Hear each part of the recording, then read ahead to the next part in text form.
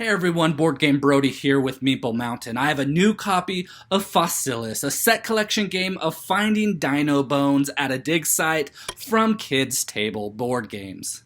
Fossilis is a very well manufactured game that includes some great components as well that includes a great gameplay. I want to share with you 5 things that you need to know about this game. Number 1, the amazing components. This game feels like a toy and a game, which always adds a little bit more enjoyment while playing the game. The game comes with a plastic dig site where it is designed to set up the game quicker and is very functional. The tiles are thick tiles like dominoes, and the bones are actual mini bones made out of plastic in the shape of the bones that they depict. The big board that keeps score and houses the skill tokens is used to randomize the bones in each pit and lay tiles out covering the pits without knowing which bones are underneath. There is a very good variety of dinosaur cards as well as the supply and tool cards, so you should be very satisfied on how well this game is produced and what you get to put your hands on. Number 2, the gameplay. So the gameplay works really well combined with those components, mostly because it's easy to teach and learn. There is a nice player aid that lists all the actions, yet the game still provides strategy to get the most bones to complete the most dinosaurs. So on a player's turn, they will go through 3 steps. First, they will use 4 energy at each turn to take actions on the board.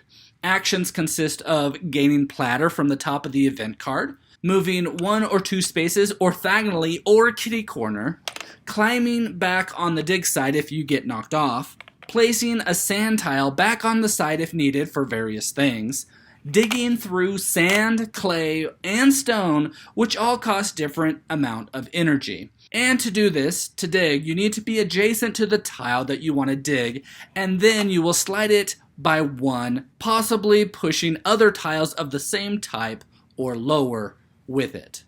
For example, stone requires 3 energy and can push any other type of tiles with it. But sand requires 1 energy but can't push any clay or stone if it's in the way. Lastly, you will be able to pick up items in the pit if you are adjacent to that pit, and you will pay the listed amount of plaster listed on your player board for each different type of bone. After using all 4 energy for that turn, you'll then have an opportunity to pay for supplies or tools using fragments that you gained when digging. On your turn, whenever you slide a tile off of the board, you gain it, and you can use it to purchase one of these 2 types of cards. These will give you various bonuses that will help you out in the game. After that step, you will have the opportunity to claim a dinosaur card and place it in your lab to work on, but only if you have a bone that can be placed on that dinosaur card. And only 1 dinosaur can be in your lab at a time. Number 3, scoring and winning the game. As you play the game, you have the potential to gain and score points from tool or supply cards when taking their bonuses. Each dinosaur card shows which bones you need to find to complete that dinosaur card, and if you complete the entire card, you will then score the big lump sum of points listed on that card. But if you end up not being able to do that, then you will be able to score the points for each bone that you have on that card by taking the points shown next to the bones that you have. While playing the game, you can gain skills when taking a hammer out of a dig site, and if you don't fill up the 2nd or 3rd slot, then you will score the points associated with those slots at the end of the game. Again, you don't gain those points for placing a skill token on top of them, you gain them for not placing a skill token on top of them. For any leftover bones not assigned to any of the dinosaur cards, then you will score points shown on your player board matching that type of bone. Every 2 plaster then is worth 1 point, and then you will take all your dinosaur cards and you will score 3 points if you have 3 of the same characteristics on the top left of those cards for each set. And you will score 12 points if you have all 9 characteristics within any of your dinosaur cards. And whoever has the most of each type will score an additional 3 points, with ties not giving any points to any of the tied players. Whoever has the most points wins the game.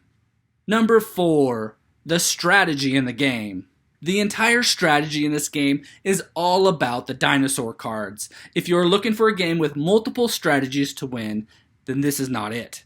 Everyone will be doing the same thing, just a little bit different, as players will be going around getting different bones. Good strategies would be fulfilling the most dinosaur cards while also being efficient with your energy each turn. Another one would be to specifically go after dinosaur cards that get you 3 of the same characteristics for more in-game points. Also trying to get 1 of each of the 9, and also trying to get the most of certain types. Those are the 2 best ways to play this game, with some players also performing a mixture of those 2. But you also need to adapt to what your dig site presents to you. So if you have access to certain bones and not others, then you will need to take what you have and not waste your turns. There is additional strategy when choosing which dinosaur cards to place in your lab, as you can only have 1 at a time. And if you get stuck with not being able to find a certain bone to fulfill that card, it will clog up your lab and you will have to gain bones for a different dinosaur card, and then you will have to have all of those bones enabled to claim that and straight up complete it. So again, to do well, you need to pay attention to the characteristics each card holds to try to gain some extra in-game points. Completed dinosaur cards is the best way to get the most points, and the supply and tool cards is a way to help you when you need something extra. And lastly, another layer of strategy is added with the skill tokens. You need to find out which ones you want and which ones you're going to use. Decide if it's worth those 2 points at the end of the game, or if it's better to get another skill tile. Number 5, my thoughts on the game. So again, this is a family game and not a Euro game, so you'll need to understand it from that point. I secretly was hoping for multiple paths to victory, but you just can't win without gaining a lot of those dinosaur cards. And so as I thought about this, I felt more okay with it. But now you can compete with others to see who can do it the best. Who can pick the right dig spots to gain the best bones to complete the best combination of dinosaur cards.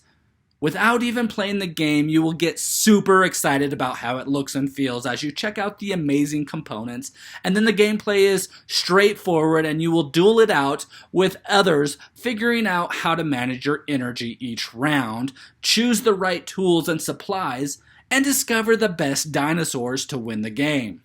I really like how the tools and the supplies get worked in. One of the cards almost always gets chosen on a player's turn to give a good variety of different bonuses to come out and to be used.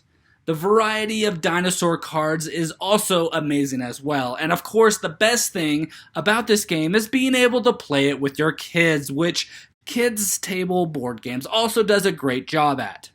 Ultimately, I dig the game, and I bet you will as well. So grab your tools and get ready for the dig of your life with your family and friends in Fossilis by Kids Table Board Games. Again, this is Board Game Brody. I hope you enjoyed this video. Stick around and check out some other board game reviews to see what you might want to get to the table.